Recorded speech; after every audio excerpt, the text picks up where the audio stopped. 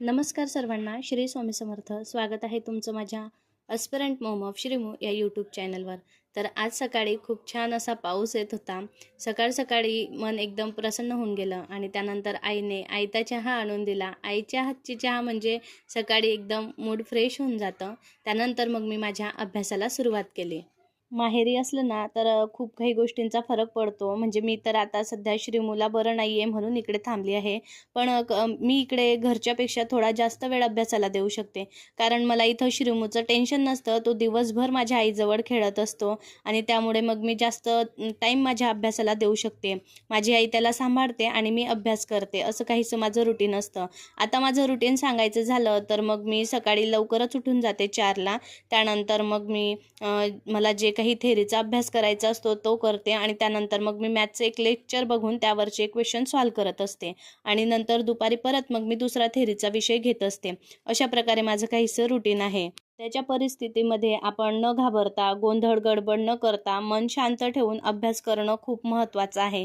कारण अचानक अशी तलाठी भरती येणे आणि ती MPSC घेणे आणि त्यामध्ये निगेटिव्ह मार्किंग आणि 2 पेपर म्हणजे हे खूप आपल्याला घाबरवणार आहे. पण ठीक आहे, जी आहे परिस्थिती ती आपण स्वीकारली पाहिजे आणि अभ्यास केला पाहिजे. कारण आता शेवटी अभ्यास करणं हा एकच पर्याय आपल्यासमोर आहे. या 3 महिन्यांचं आपण जर व्यवस्थित नियोजन केलं तर अशक्य असं काहीच नाही. फक्त व्यवस्थित आपल्या अभ्यासाला जास्त वेळ द्या. तुम्हाला खरं सांगू, मी माझं Instagram सध्यासाठी तरी डिलीट करून टाकलेलं आहे. मी मुळीच ॲक्टिव्ह नाही कोणत्याच सोशल मीडियावरती. कारण कसं आहे ना, आपल्याला सध्या जास्त टाईम अभ्यासाला द्यायचा आहे आणि मी आता जे काही 10-15 दिवस इकडे आईकडे आहे, तेवढा वेळ मला जास्तीत जास्त माझ्या अभ्यासासाठी द्यायचा आहे. कारण मला माहिती आहे एक वेळेस मी घरी गेली की मग सर्व गोष्टी मलाच कराव्या लागणार आहे. इथं खूप साऱ्या गोष्टींचा फरक पडतो. म्हणून मी जास्तीत जास्त अभ्यास करण्याचा प्रयत्न करत आहे. सकाळी मी फक्त जे काही मी मॅथचा अभ्यास केला त्याची छोटी एक क्लिप घेतली. त्यानंतर मग मी पूर्ण वेळ अभ्यासाला दिला. काही गोष्टींचा क्लिप घेणं मला शक्य होत नाही कारण मी मोबाईलमधून कंटिन्यू लेक्चर्स वगैरे बघत असते. काही PYQचं विश्लेषण बघत असते आणि त्यामुळे माझं सर्व वेळ जात असतो. म्हणून मग मी काही व्हिडिओ शूट करू शकली नाही. ज्या क्लिप्स अवेलेबल होत्या माझ्याजवळ तेवढ्याच टाकल्या. पण उद्यापासून मी तुमच्यासोबत माझं पूर्ण दिवसाचं रुटीन शेअर करण्याचा नक्की प्रयत्न करेल आणि माझं पूर्ण अभ्यासाचं रुटीनही तुम्हाला दाखवेल.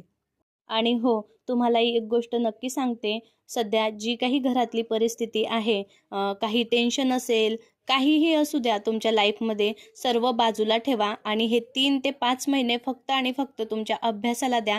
कारण या दिवसांमध्ये तुमचं पूर्ण भविष्य बदलणार आहे. तुम्ही जर आता अभ्यास दिला, बघा टेन्शन कितीही असलं तुम्हाला, तर ते किती दिवस राहणार? खूप मोठं असलं तर 1 महिना, 2 महिना आणि जर कधी छोटं असेल तर 8 दिवसात सर्व गोष्टी व्यवस्थित होऊन जातात. पण विचार करा, हे 8 दिवस फक्त तुम्ही टेन्शन घेतलं आणि अभ्यासच नाही केला, तर हे 8 दिवस तुम्हाला परत मिळणार का? नाही मिळणार. त्या 8 दिवसांमध्ये जेवढा तुम्ही स्टडी करू शकणार, तेवढा परत तुम्ही नाही करू शकणार. म्हणून जास्तीत जास्त प्रयत्न करा, की तुम्ही जेवढा होईल तेवढा अभ्यास करा. जेवढा तुम्हाला टाईम मिळेल ना, तेवढा करा. कधी भांडी घासताना करा, कधी कपडे धुताना लेक्चर लावून द्या, ते ऐका.